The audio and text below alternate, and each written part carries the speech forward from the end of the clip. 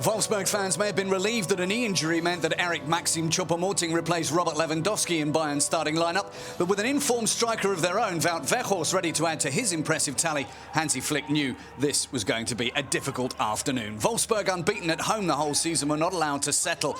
Bayern, knocked out of the Champions League days earlier, roared out of the traps and scored within 15 minutes. Jamal Musiala, a youngster, turning heads not just in the Bundesliga, neatly recreating his goal from the previous weekend against Union Berlin. Nearly 10 minutes later, the visitors doubled their lead through a spectacular and uncharacteristic mistake by Koen Casteels in the Wolfsburg goal. Choupo-Moting, who scored against PSG in the Champions League, could not have been given a bigger present than the one Casteels lay at his feet to make it 2-0.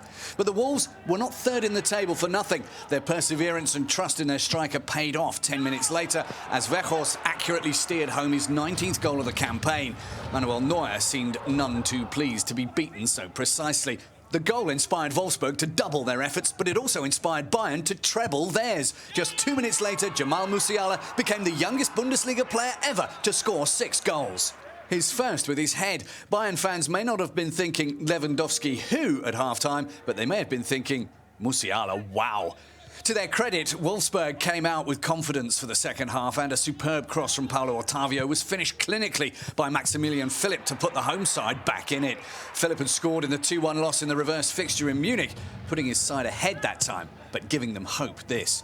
As is so often when playing the record champions, it's all about chances given and chances taken. Many teams fail to take opportunities when they come up, and Wolfsburg were guilty of that as well. With 6 minutes to play, substitute Jérôme Roussillon shot wide. Hansi Flick's side took another stride towards the title, but the coach surprisingly announced afterwards that it could be the last with him at the helm.